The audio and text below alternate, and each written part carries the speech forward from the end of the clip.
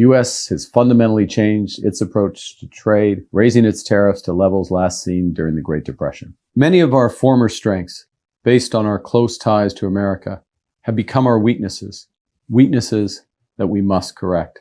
Washington thought Canada would flinch. Instead, a former central bank governor just rewrote the rules of the fight. Pay close attention to this. But hope isn't a plan, and nostalgia is not a strategy.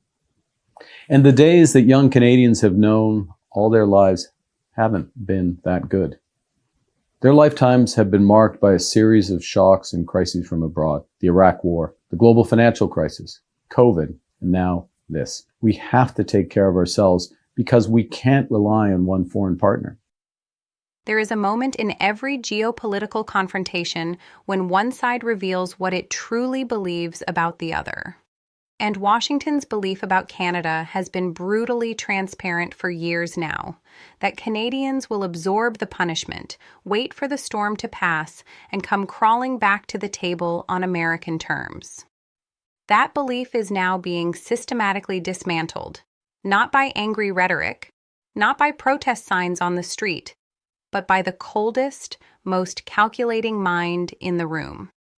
Mark Carney didn't walk into the Prime Minister's office as a politician. He walked in as the man who steadied the British economy during its darkest financial hour, the man who pioneered forward guidance, the art of telling a panicked world with absolute certainty that the person in charge will not blink. When Carney says hope is not a plan, he is not speaking in campaign slogans. He is diagnosing the catastrophic passive strategy that left Canada dangerously overexposed to a single trading partner for decades. He is naming the addiction, because that is what it was, an economic dependency on American access so deep that entire Canadian industries, auto workers in Windsor, steel workers in Hamilton, lumber families in British Columbia, built their livelihoods on the assumption that the relationship was stable, permanent, and safe. Trump just proved it was none of those things. And now, for the first time in a generation, Canada has a leader who not only saw this coming, but spent an entire career building the intellectual framework to fight back. The counter move has begun. That's the Canada Strong plan we're putting into action. Its goals are ambitious: to catalyze $1 trillion in investment, to create one Canadian economy out of 13, to build new trade and energy corridors, and to double the size of our clean energy capacity. Yes, that's ambitious. But in a crisis, fortune favors the bold. Let's be precise about what $1 trillion investment mandate actually means, because the number is so large it risks becoming abstract. It is not a campaign promise. It is not a budget line. It is a structural declaration that Canada is re-engineering its entire economic architecture from the foundation up, deliberately, urgently, and with the express purpose of making American economic leverage obsolete. Consider what Washington has been doing. Tariffs at Great Depression levels are not a negotiating tactic. They are a geopolitical weapon designed to create enough pain in targeted Canadian industries that Canadian leadership eventually capitulates and accepts terms favorable to American political interests. It is economic coercion dressed in the language of trade policy. Carney's response is to make that coercion irrelevant by building a Canada that simply no longer needs to accept it.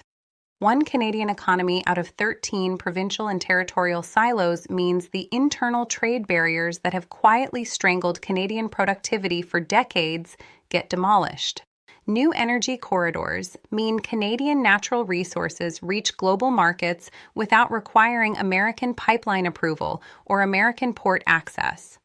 Doubling clean energy capacity means Canada becomes an energy exporter to Europe, to Asia, to anyone willing to pay fair market value, which is everyone except a partner who thinks it can bully its way to a discount. This is not defensive strategy. This is offensive economic architecture. Carney is not building a wall against American pressure. He is building a ladder over it, and the $1 trillion blueprint is already in motion.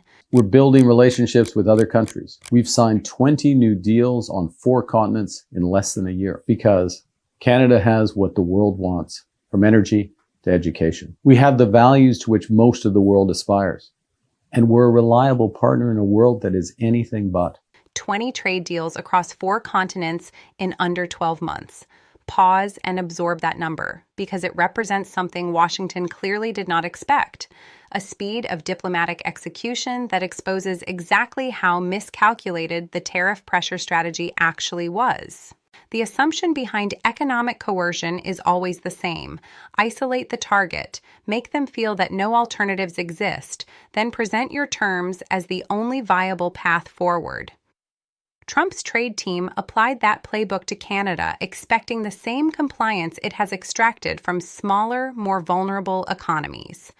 What they encountered instead was a former governor of the Bank of England who spent years building international relationships at the highest levels of global finance, a man who understands, with granular precision, that the world's demand for Canadian energy, Canadian minerals, Canadian agricultural exports, and Canadian institutional credibility is not dependent on American approval. It never was.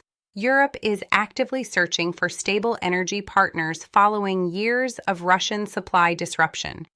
The Indo-Pacific is hungry for the kind of reliable, rules-based trade relationships that Canada can offer, and that American unpredictability under Trump has made impossible. The Global South is watching a moment where a mid-sized democratic nation is demonstrating that you can say no to Washington and not only survive, but thrive. Every deal Carney signs on a new continent is not just an economic transaction. It is a geopolitical signal broadcast to every nation currently under American tariff pressure. There is another way. Canada is showing the map.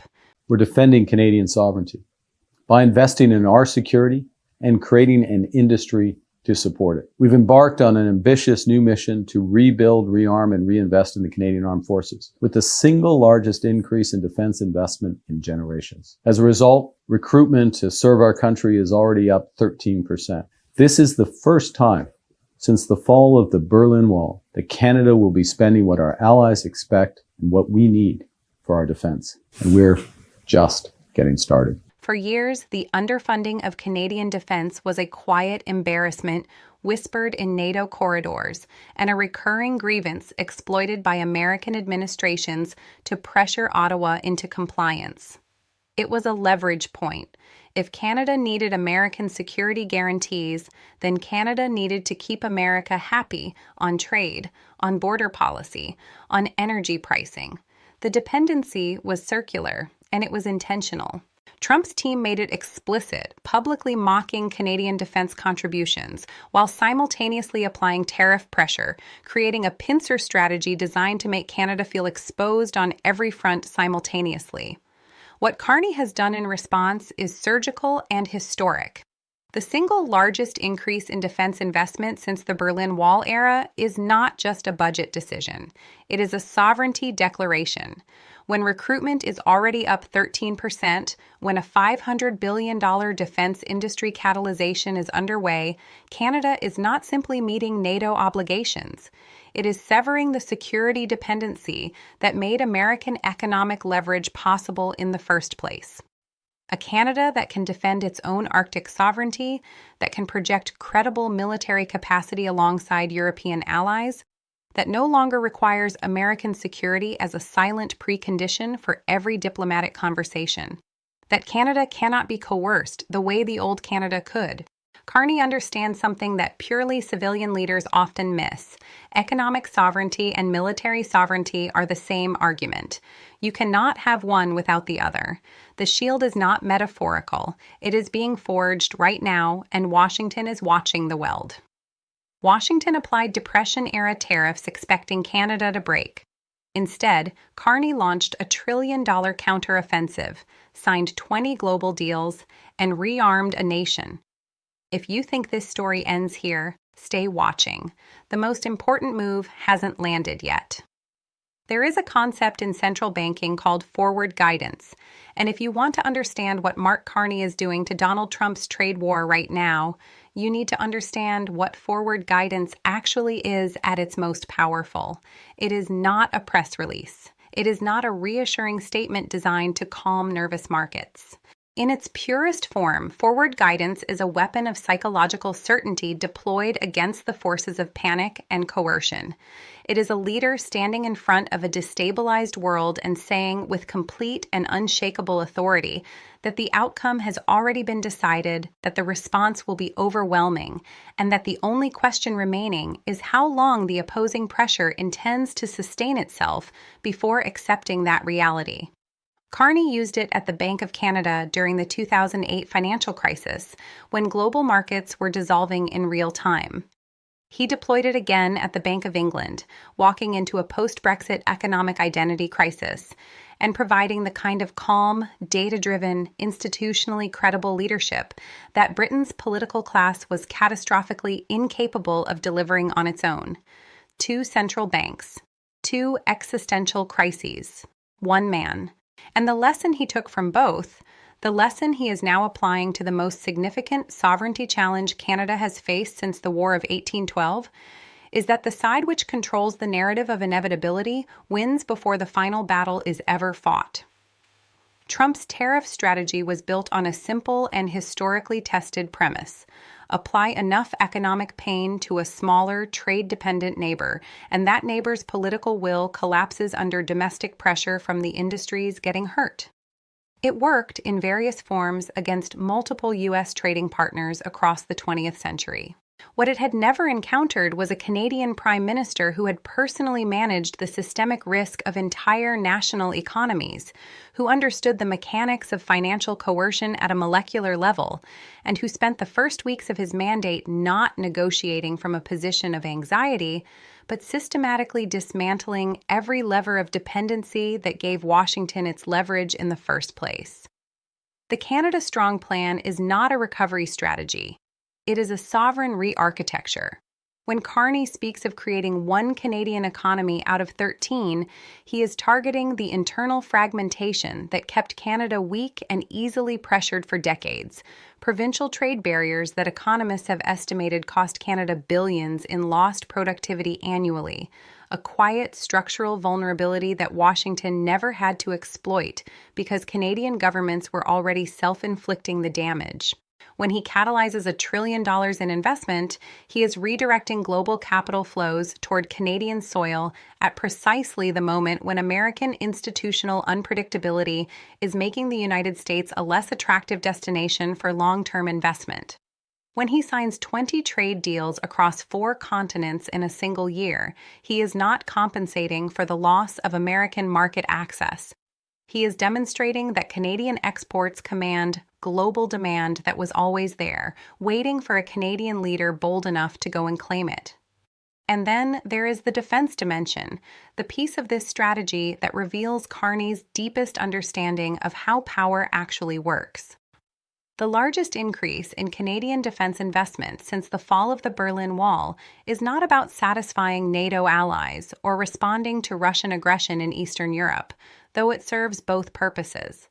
It is about eliminating the security dependency that has functioned as a silent tax on Canadian sovereignty for 3 decades, the unspoken condition that if Canada needed American military guarantees, then Canada needed to remain diplomatically compliant with American economic demands. Carney is canceling that arrangement. He is building a Canada that can defend its own Arctic, project credible force alongside European partners, and sit at the global security table not as a junior partner seeking protection, but as a sovereign nation offering capability. Think about the Bank of England parallel for a moment, because it is more instructive than most Canadian commentary has acknowledged. When Carney arrived in London in 2013, he inherited an institution that was technically sound, but operating in an environment of profound political dysfunction. Brexit had not yet happened, but the conditions for it were already fermenting. A public increasingly hostile to external constraints, a political class increasingly unable to articulate a coherent national identity, and an economic establishment too cautious to name the structural vulnerabilities accumulating beneath the surface. Carney named them. He managed them.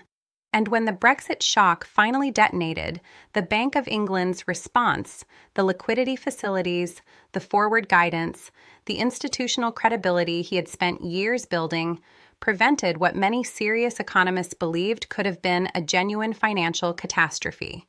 He is doing the same thing for Canada now, except the stakes are national rather than monetary, and the opposition is sitting in the White House rather than roiling in financial markets. Canada has what the world wants. Canada has the values to which most of the world aspires. And for the first time in a generation, Canada has a leader whose entire life's work has been the management of exactly this kind of crisis. The real question, the one that will define not just this trade dispute, but the entire architecture of North American power for the next decade, is not whether Canada can withstand the pressure. Carney has already answered that. The question is, when Washington finally looks across the table and realizes the leverage is gone, the dependencies are severed, and the world has already moved on, what exactly does America plan to offer in return? Canada is rewriting the rules of this fight in real time. Share this video with every Canadian who still thinks this country has to play defense. We don't, not anymore.